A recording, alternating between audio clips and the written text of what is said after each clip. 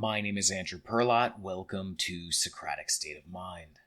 Why smart people shut up. The untold gains of closing your mouth. Quote, philosophy teaches us to act, not to speak. Seneca, Letters 20.1. Shut up. No, seriously, stop telling the world, stop updating the fam, stop impressing the gram. If you're broadcasting what you're up to or the big plan ahead, you're probably making a mistake. If you're name dropping and holding up accomplishments for the crowd's admiration, that's still a mistake, but for entirely different reasons. You can call it being humble if you want, or don't count your chickens before they're hatched, but we don't need virtue or aphorisms to explain the benefits. The claim I'd like to explore. Silence is a massive advantage in a world obsessed with spilling the beans. The average American's life will be bettered by talking less, listening more, and keeping their cards close to their chest. Teddy's loud silences. Quote, let your plans be dark and impenetrable as night, and when you move, fall like a thunderbolt. Sun Tzu, The Art of War. Theodore Roosevelt was losing the battle. Elected to the New York State Assembly in 1882, he found himself surrounded by corrupt politicians demanding bribes for their votes and relying on mafia-like political machines to win elections. During his first days in Albany, Roosevelt made the mistake of broadcasting his intentions. His reform speeches, so successful with voters, drew boos and heckles. His motions were voted down. His opponents were waiting for him. After numerous failures, he noticed machine bosses squashing motions to debate embarrassing bills. Dirty laundry must not be aired was the through line. He watched machine stooges trudge to the Capitol to vote on their boss's pet bills and then leave to get hammered in Albany's taverns. So one day, 30 minutes before adjournment, Roosevelt struck. He demanded a debate on his motion to investigate a corrupt New York City machine-sponsored judge who'd grown rich by manipulating share prices with his rulings. By this point in the day, many of the worst assemblymen were drunk in the city, and Roosevelt got a slim majority to agree to a debate. Roosevelt's rousing denunciation brought cheers from the honest assemblymen, and the newspapers swung into action. The public learned how bad the situation was, and pressure mounted against the political machines. A few days later, the machines buckled, and an overwhelming vote handed Roosevelt investigative authority.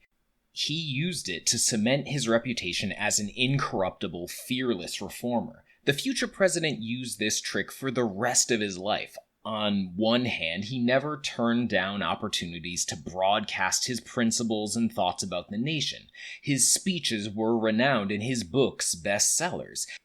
He knew we can't stay silent if we want our ideas to percolate, but on the other hand, he kept quiet about his specific intentions and plans until after he'd fallen like a thunderbolt and caught opponents off guard. As a New York City police commissioner, Roosevelt surprised negligent police officers at 3 a.m. when they should have been out patrolling but were instead lounging about. As civil service commissioner, he stepped off overnight trains to document mismanaged post offices before the evidence could be buried.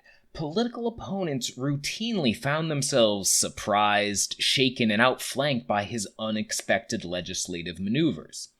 Modern psychology research explains why we should consider this strategy even if we're not among the world's movers and shakers. The well-intentioned opposition. Quote, talkers are no good doers. Be assured we go to use our hands and not our tongues. William Shakespeare, Richard III, Act 1, Scene 3. Those who hate you and your goals will oppose you, of course, and competitors are going to compete. This is uncontroversial. But most people think they can talk freely because they don't move in those circles. They're not playing that game. They're wrong. Many roadblocks are thrown up by ostensibly well-intentioned or at least neutral people. Our competitors and opponents may not be who we think they are. They might even be our friends. Those lacking in self-esteem are threatened by our rise. If we grow, they worry they'll be left behind and move to keep you down. Every improvement you make is a potential rebuke for their complacency. The power moves of young women is a particularly interesting study. Researchers have found that when facing physically attractive romantic competitors, women turn to gossip seeded with landmines to undermine them. The lower their self-esteem, the more likely they are to transmit negative information to friends. Researchers have also found evidence of this sort of friendly sabotage taking place in even minor competitions. School, fitness classes, and goal-oriented network devices like Fitbit. If your ascent threatens someone's self-image, they may move to undermine you.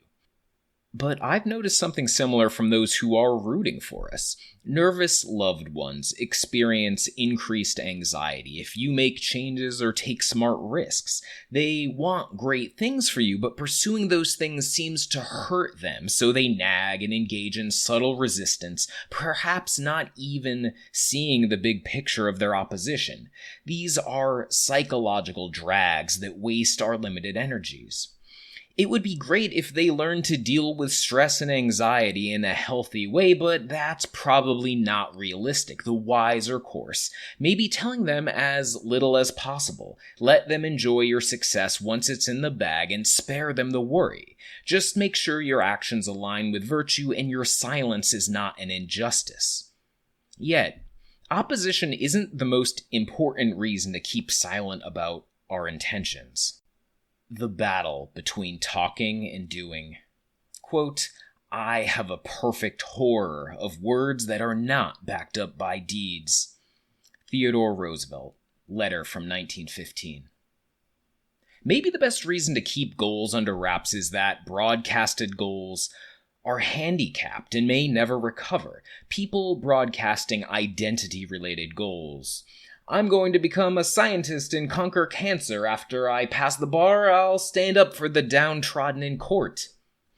Have less follow-through than those keeping their intentions private. Announcing goals can trigger dopamine release, which feels great, reinforcing the tendency to spout off about objectives.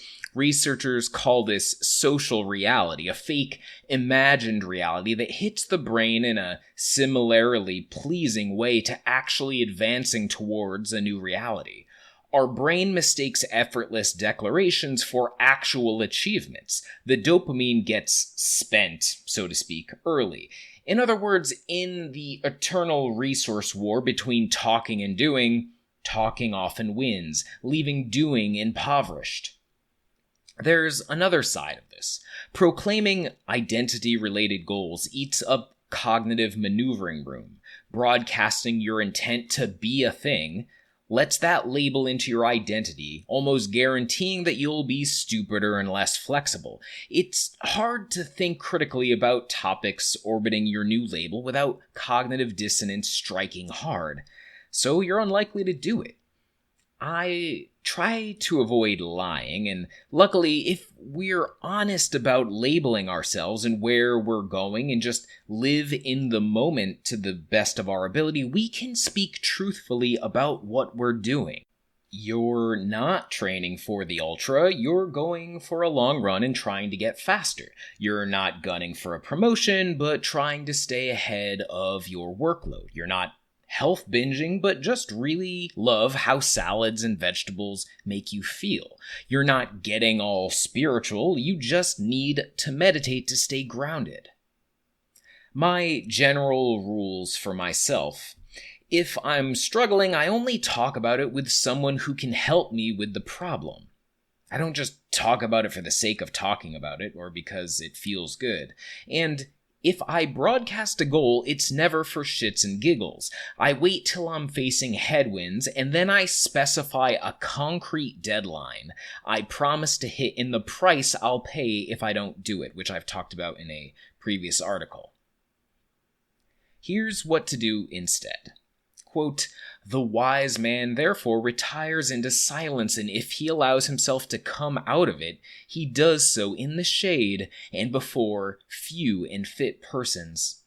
Balthazar Gracian, The Art of Worldly Wisdom, Aphorism 3. There's a fascinating exception to this rule. Maybe talking doesn't always subtract from doing. Researchers have found that revealing goals to those with higher status and expertise in a subject does increase follow-through rather than reducing it. Think experts, industry veterans, and mentors. Perhaps because these people know what doing and achieving goals entails, you know you can't get away with coasting and falling short in their eyes. But if you're like me, you often find yourself having no experts and mentors to talk to. I knew no runners when I ran my first marathon. I knew no small business owners when I started my first one in 2008. I wish I'd known someone who'd tamed colitis so I could have skipped many stumbles figuring out how to do it myself. Luckily, we can get much of the benefit real mentors provide even if we're isolated. We do this by selecting mental mentors, and journaling use the ancient Iliism journaling technique of Marcus Aurelius and other ancient thinkers. I've found no better way to focus myself, clarify what I'm doing, and give myself great advice. So if you're tempted to spill the beans, consider doing it in front of someone who's been 6 feet under for 2 millennia. See my article on how to journal like a philosopher for more information on doing this. Thanks for listening. And if you enjoyed this, please like and share this podcast or this article, however you're finding it. Thanks. See you later.